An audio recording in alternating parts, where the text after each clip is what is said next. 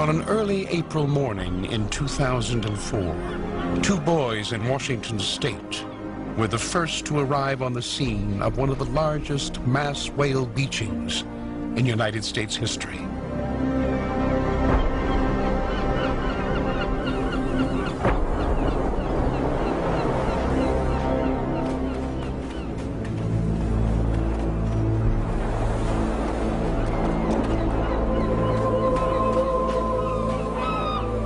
Before reporting the find, they spent time wandering among the washed-up whales.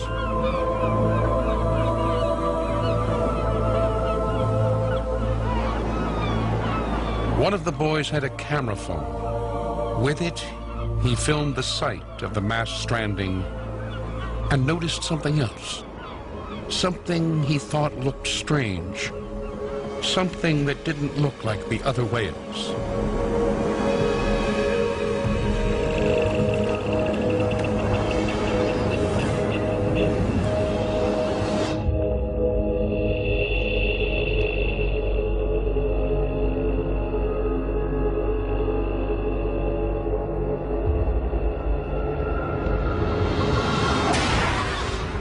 What the boys claimed to have seen would be described differently in official reports, and the footage they shot that day would not be made public until now.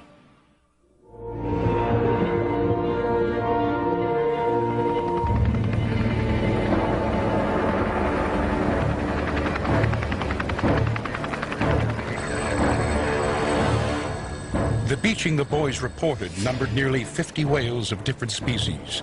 Sperm whales, northern right whales, and humpback whales, along with a dozen common dolphins that had stranded on Moclips Beach in Washington State. A marine research team from NOAA Fisheries Department based in Seattle was quickly on the scene to investigate the cause of the mass beaching.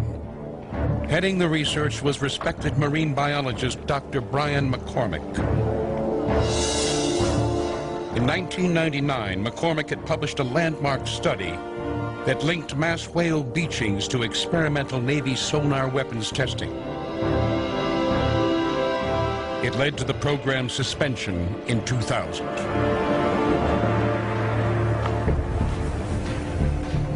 Dr. McCormick and his team suspected that the Navy had begun operating their sonar once more. Now, two members of that team have agreed to speak on camera for the first time about what they claim the Navy discovered, but has never disclosed. I remember looking out over the dunes, and the scale was incredible. I'd never seen anything like it. My name's Paul Robertson. I was a research assistant with Dr. McCormick, working at NOAA for several years by then. By the time we got there, the wind was so bad that it had driven everyone else off the beach, and a storm was coming in, so it was just us and the Navy. And they'd cordoned off a section of beach, and there were guys in hazmat suits. It could have been biologists or medical staff, we weren't sure, but that got our attention. Brian was one of the first scientists to draw the connection between the beachings and Navy sonar use. I'm Rebecca Davis. I was a field biologist at NOAA, working in the Marine Mammal Division, before I joined Dr. McCormick's lab back in early 1999. Blood was visible coming from the ears of the whales. We had never seen that before, where every single whale was bleeding from the ears.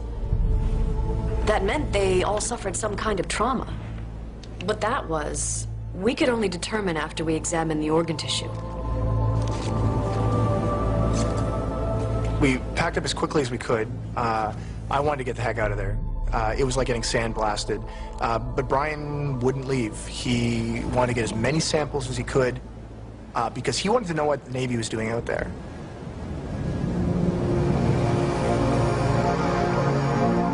The Navy eventually started packing up, and we assumed it was because of the storm.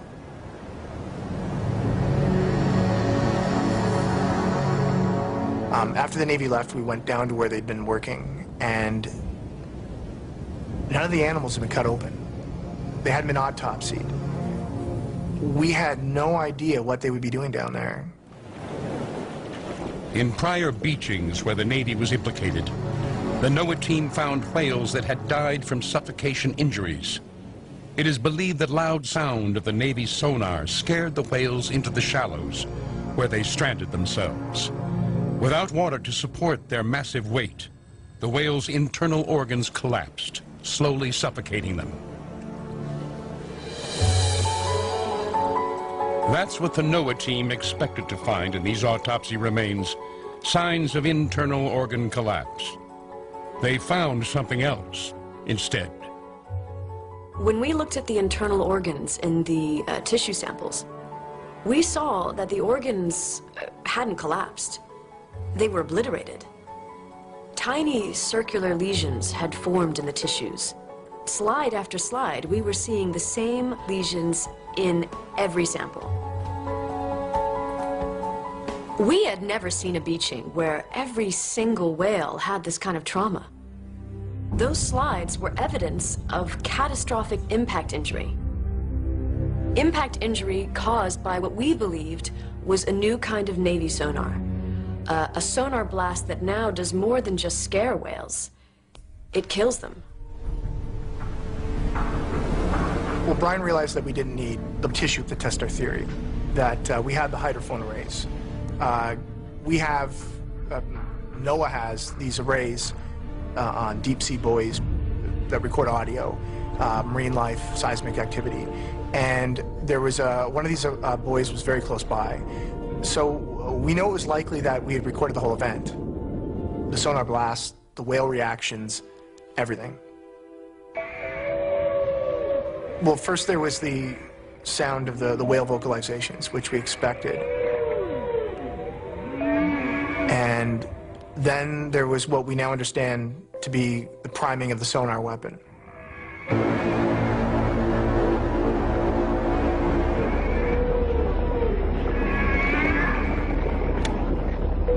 And then there was a moment of silence, and this proved to be the calm before the storm, because then it was bam.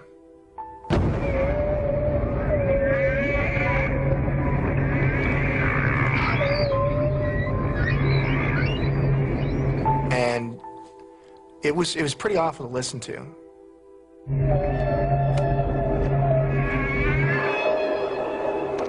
It had to be the Navy.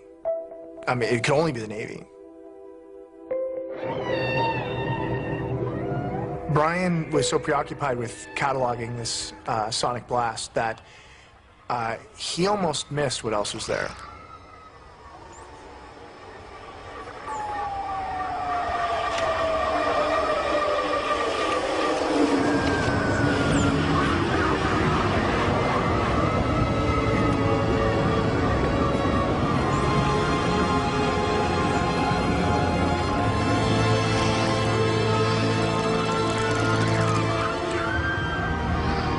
There was another sound on the recording, an animal call, and we realized that this was a bloop signature, the same creature that NOAA had recorded back in 1997. But in this case, our recording was much longer and had a lot more to analyze. It was the most complex, intricate animal call I had ever heard, and we had no idea what had made the sound.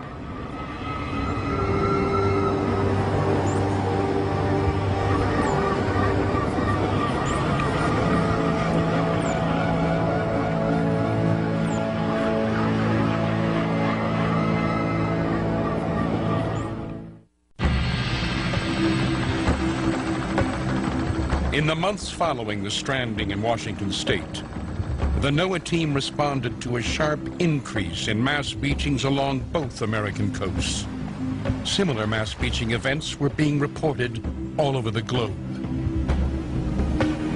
Rescuers are racing against the clock, trying to save nearly 200 pilot whales that beached themselves in southern Australia Monday.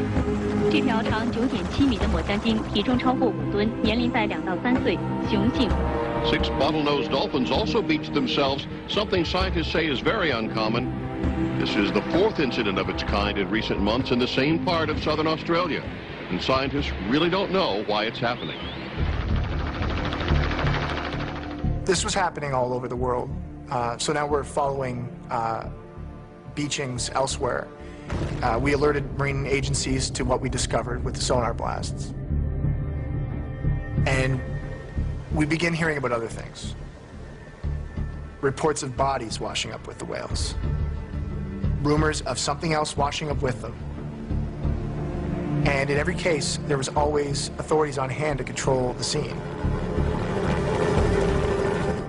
But at the time, we just wanted to stop the beachings from ever happening again.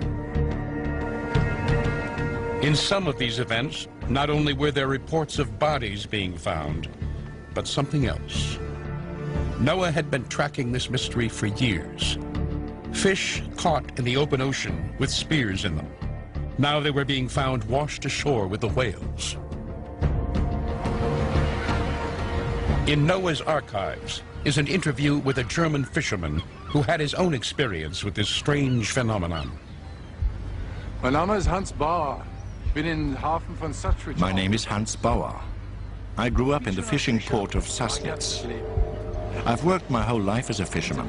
In the 1970s, I served in a boat out of Bremerhaven. We were a trawler, fishing mostly for cod and pollock in the Baltic. I'd heard the stories growing up of the strange things found in fish caught in the mid-Baltic. But it was when we'd trawl the deep water of the Bornholm Basin that I saw them for myself. Sometimes when we'd pull our nets in, we'd find them. Fish just killed. Fish with spears in their sides. I saw these a few times in my life. Then, on one trip, I brought my camera. I was going to take pictures of the whales we'd see to show my little boy. It was on this trip that we hauled in our nets and saw something. Something climbing out of the nets as we pulled them in. I ran for my camera and got a shot of it. I think this is what was making the spears. I think we were disturbing somebody else's fishing.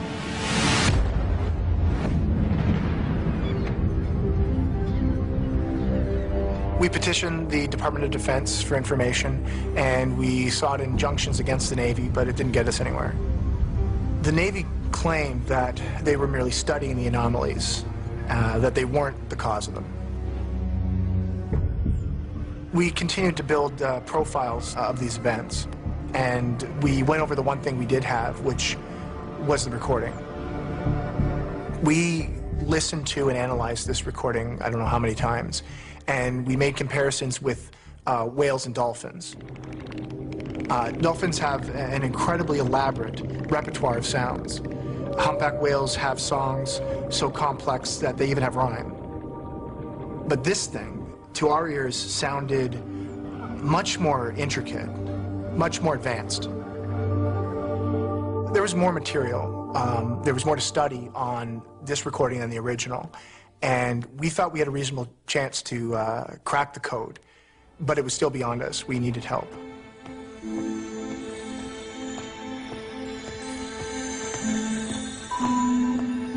My name is Dr. Rodney Webster. I'm currently at the University of South Florida. I specialize in animal communications. I focus mainly on the field of cetacean vocalizations, dolphins and whales. A lot of what I do in my work is I search for signifiers, which are, particular sounds to which you can attach a meaning or a mood.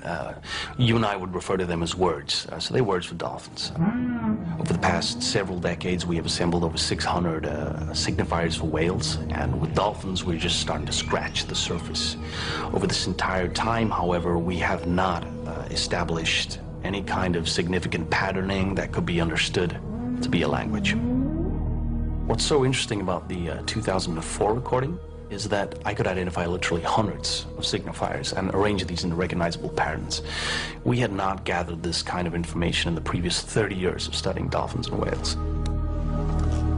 But that wasn't all that Dr. Webster found in the recording. I noticed that there were some pitch changes in the bloop at certain parts of the recording, so I ran a spectrogram analysis of the data, and in the frequencies that were above the range of human hearing, and this is what I found.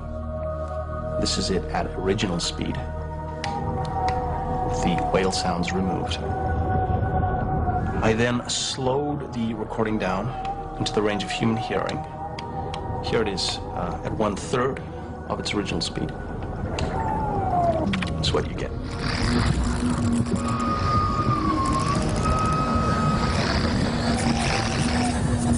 Multiple individuals, literally thousands of different signifiers, at least half dozen individual voice prints.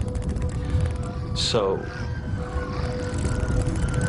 what you see here is language. They're talking to one another.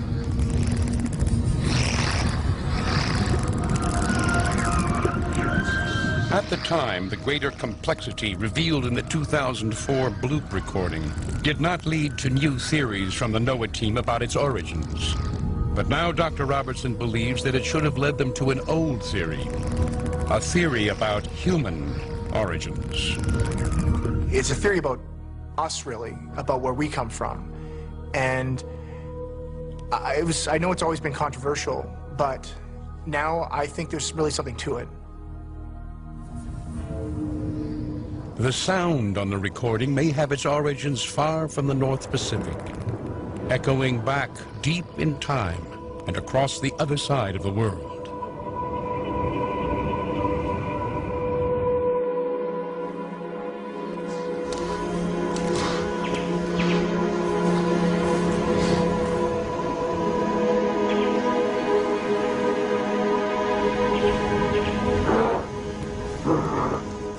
The descent from the trees, rising up on two legs, the story of the rise of humankind. But where did we rise? Was it the savannah, or was it the sea?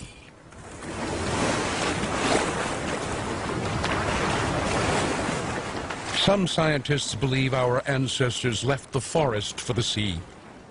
They believe this is where our ability to walk fully upright first evolved, wading in the shallows where food was easily found.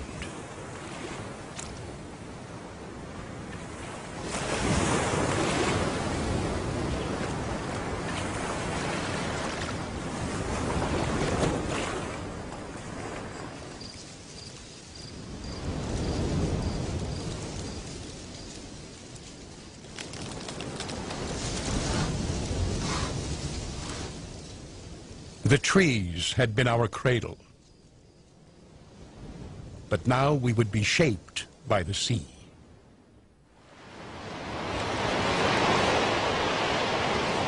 Over time, more human ancestors collected along the coast. It is even thought that this is where our advanced intelligence began to develop.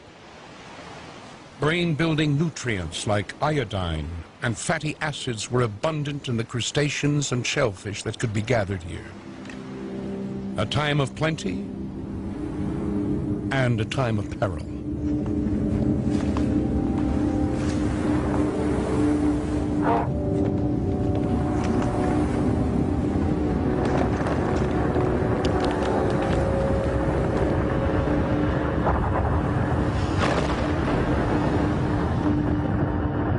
Earthquakes, volcanic activity along the coast, a coast which would soon be flooded over by a rising sea. Some of our ancestors pulled back, heading inland. Others did not.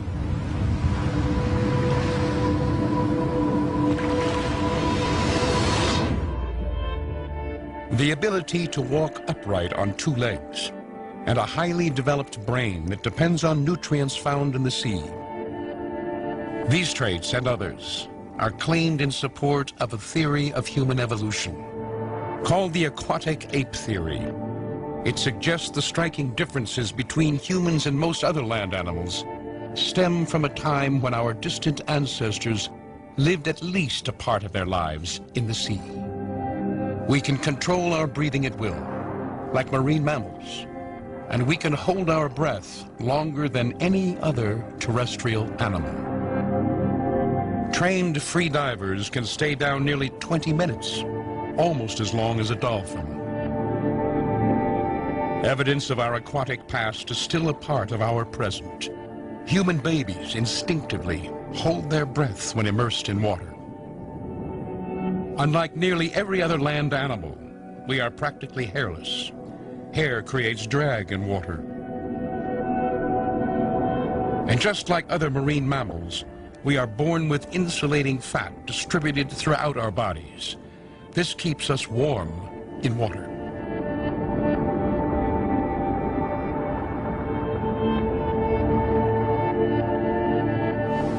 The transition from land to sea has happened before.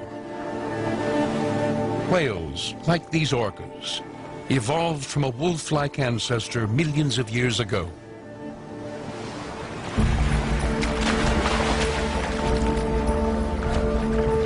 And there are animals where this change is even more recent. Only 150,000 years ago, a group of brown bears split from the rest of their line. They would evolve into a new species, polar bears. In this relatively short span, polar bears have grown capable of holding their breath for minutes underwater and developed webbing in their front paws to help them swim. An adaptation unique among all bears. They are becoming a marine mammal.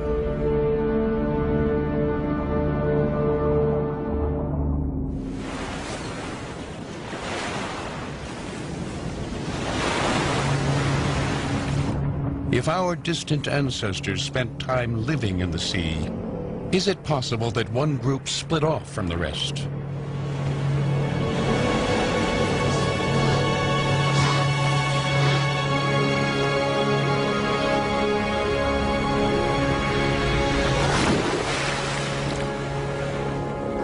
And rather than retreating from the water, did they go deeper in?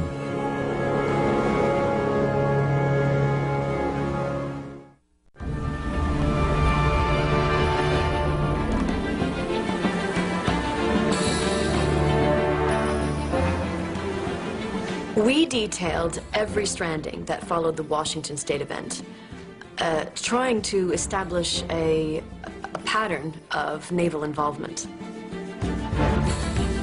If we could prove that this was a new species being affected, we figured that this might give us leverage, that we could compel the Navy to divulge what they're doing and possibly stop it. We had strong circumstantial evidence, but we would need more, and that's what the South African beaching gave us. What made this beaching stand out was that our South African colleagues had made a recording of their own.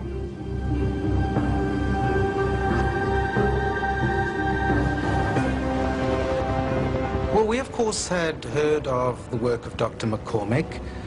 We'd heard the reports linking large-scale beachings to sonic events, and we'd also heard the rumors that such an event may have affected a species as yet unidentified to science. And of course we'd heard of the bloop recording. My name is Dr. Gavin Dittmar. I am the head of acoustic research at the Marine Biology Research Center at the University of Cape Town. We had an underwater array just about a kilometer off the tip of Cape Town, and this was part of a research program to monitor whale populations at certain times of the year. That's why we contacted Dr. McCormick. We now believed that we had found the same thing.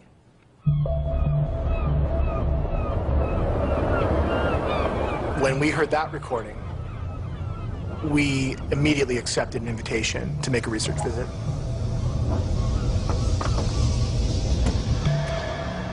We arrived about 40 hours after the event.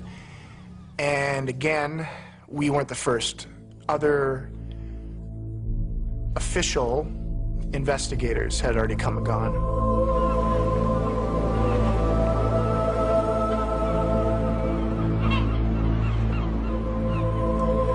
The South African beaching was the biggest since the Washington State event. And here again were the exact same patterns of sonic trauma.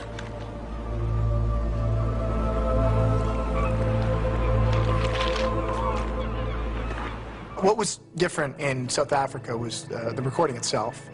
Here we had another bloop signature, the same mystery creature that we had recorded. We had the same low-frequency sonic blast. But here, it was what happened before the blast that was revealing. Here was a bloop call similar to the one we recorded. It was obviously the same kind of creature.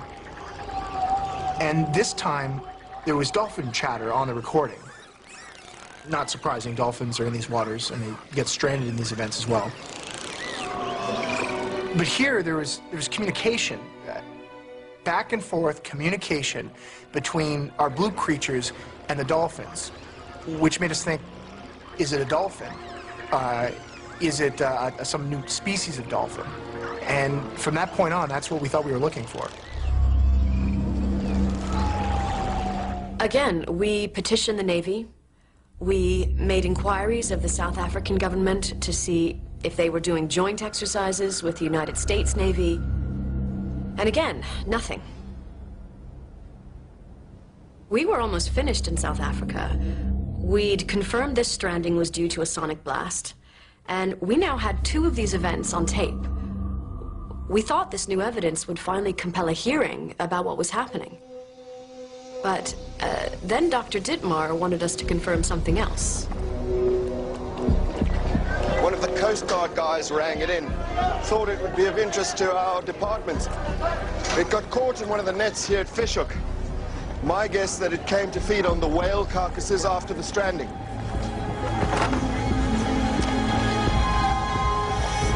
It's the great white shark. It's not the shark. It's what's in the shark.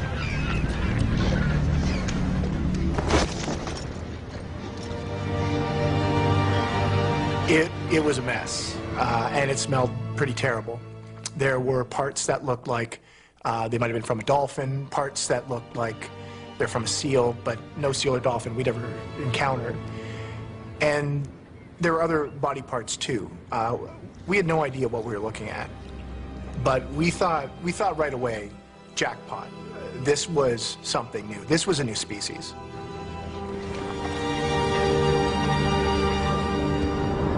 There were puncture marks around the shark's gills and mouth, and I initially thought these might have been injuries sustained when it was gaffed to the side of the boat. But I probed one of them, and I found a stingray barb inside. Now, this could have come from a stingray defending itself. Sharks eat stingrays. Hammerheads do, tigers do. But not great whites. So I kept the barb. I thought it might be something I could publish in a journal or something. I just thought it was interesting.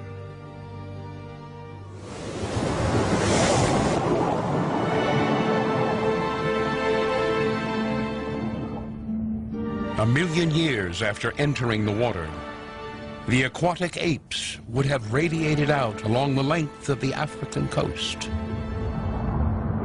Like seals, their hair is now short and streamlined, and they can hold their breath for minutes at a time as they forage on nearshore reefs.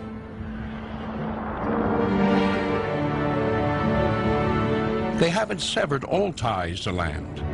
They still go ashore to sleep and to find sticks they use to probe for fish hiding in the corals. But they are increasingly at home in this new world. As they venture into deeper waters, they are alert to new dangers.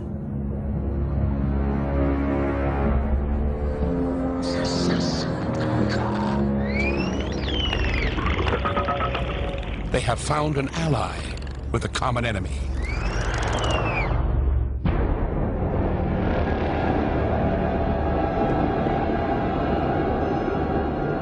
Reports of a U.S. Navy presence at a string of mass beachings around the world led many scientists to conclude that the Navy had restarted its deep-sea sonar testing.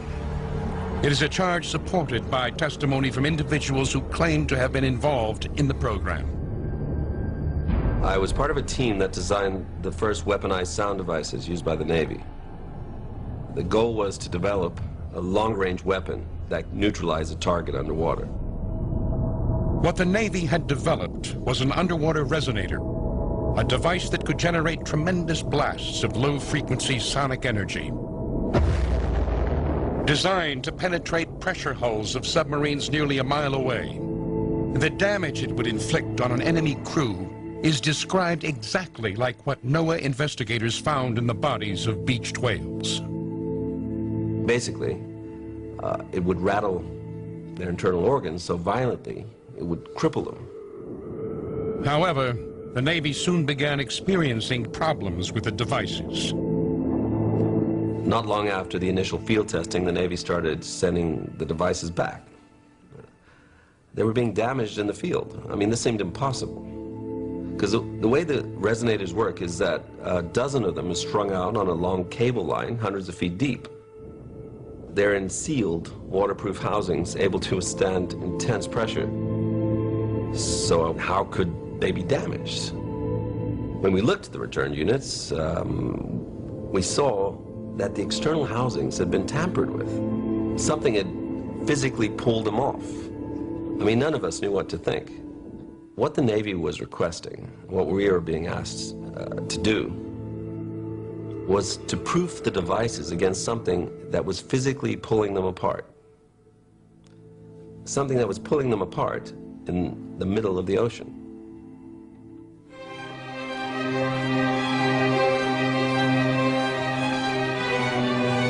We got the body back to the lab, and the condition of the remains was poor. We estimated we recovered about 30% of the body, so we know going in that it was going to be difficult to piece together. First of all, we took DNA samples to try and establish the genetic makeup of the creature. So now the question is, what kind of marine mammal is this? Is this our strange dolphin, the dolphin from the recording? We started our preliminary analysis, and we started by looking at the rib cage, or what was left of it, and it appeared to be hinged. A collapsible rib cage is a feature of marine mammals who have evolved to dive. The teeth were a total mystery. You would expect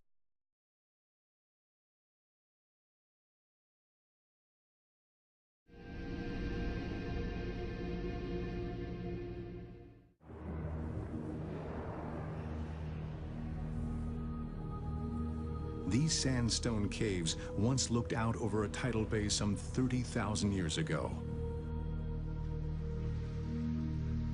The water has receded, but the memory of the people who lived there remains, recorded in ancient paintings that cover the cave walls. Archaeologists believe these may be among the oldest mythic images ever made by man. Are they the projected dreams of early fishermen, imagining themselves with tails, swimming out to catch fish with spears and nets? Or are they something else?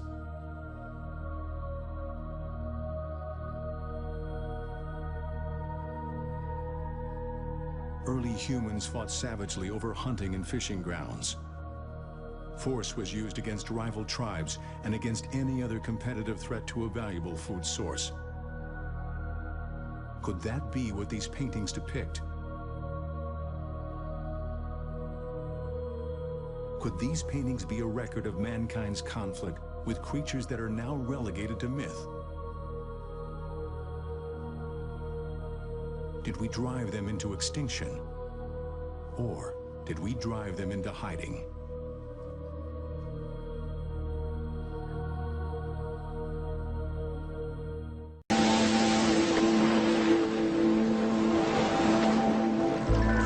Echolocation, a form of biosonar. The ability to emit high-frequency sounds that bounce off objects and give the animal a mental map of the environment. Sound used to locate food. Sound used to communicate in the deep blue of the vast ocean. To call others of its own kind. And to talk with kindred spirits.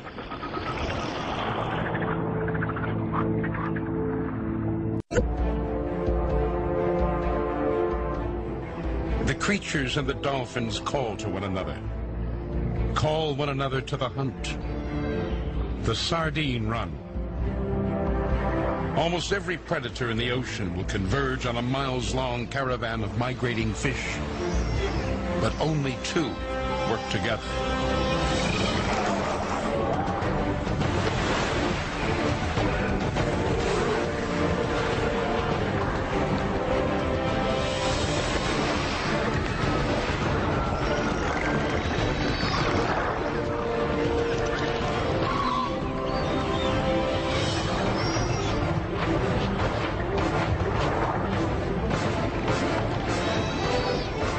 Shared tactics and tool use ensure both will get their fill. They corral the schooling fish and take turns rushing through the bait ball. The sardines are encircled and ensnared.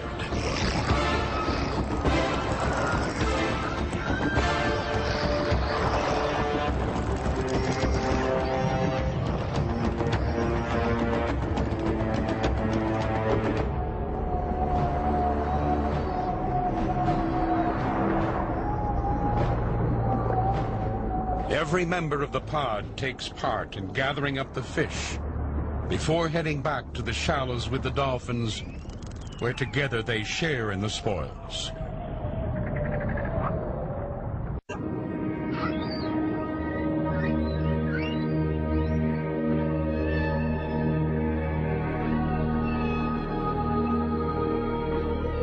The mermaids travel with whales.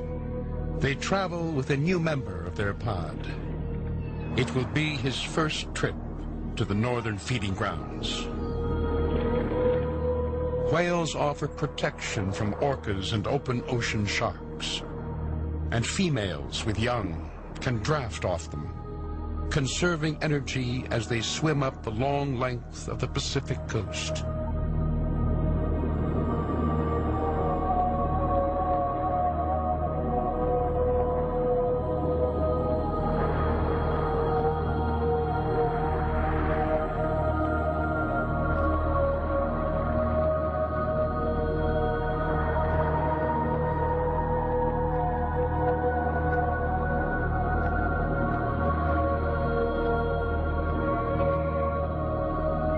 As they swim through a stretch of water in the Pacific Northwest, where NOAA audio recordings suggest Navy ships were gathered.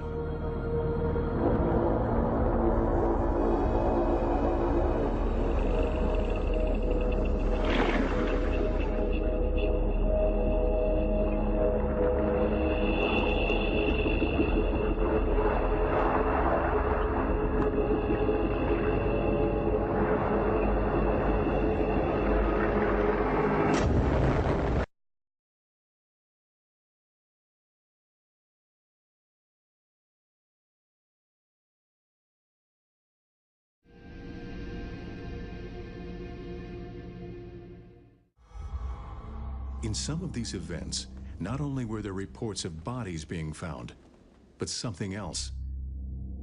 These had been reported before. Not bodies, but spears. For years, deep-sea fishermen all over the world have found them.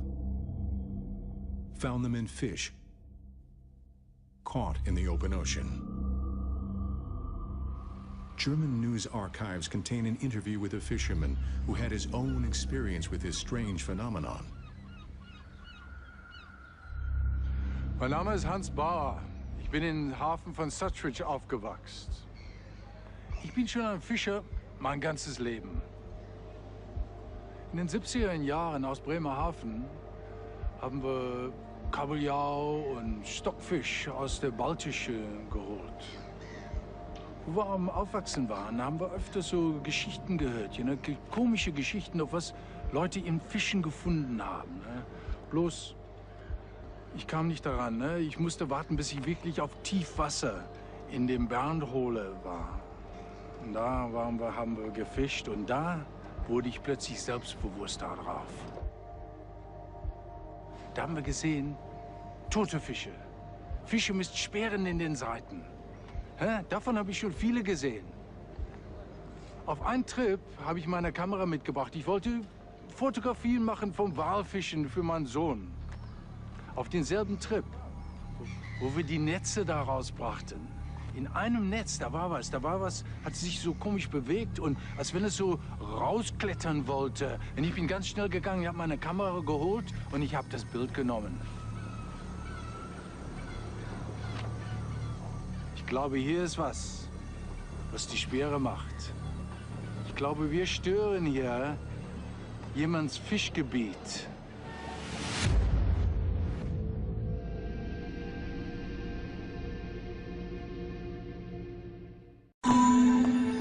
My name is Dr. Rodney Webster. I'm currently at the University of South Florida. I specialize in animal communications. I focus mainly on the field of cetacean vocalizations, dolphins and whales. A lot of what I do in my work is I search for signifiers, which are, particular sounds to which you can attach a meaning or a mood. You and I would refer to them as words. So they're words for dolphins. Over the past several decades, we have assembled over 600 signifiers for whales, and with dolphins, we're just starting to scratch the surface. Over this entire time, however, we have not established any kind of significant patterning that could be understood to be a language. What's so interesting about the 2004 recording is that I could identify literally hundreds of signifiers and arrange these into recognizable patterns. We had not gathered this kind of information in the previous 30 years of studying dolphins and whales. But that wasn't all that Dr. Webster found in the recording. I noticed that there were some pitch changes in the bloop at certain parts of the recording, so I ran a spectrogram analysis of the data and in the frequencies that were above the range of human hearing. And this is what I found. This is it at original speed, with the whale sounds removed. I then slowed the recording down into the range of human hearing. Here it is at 1/3 of its original speed. That's what you get.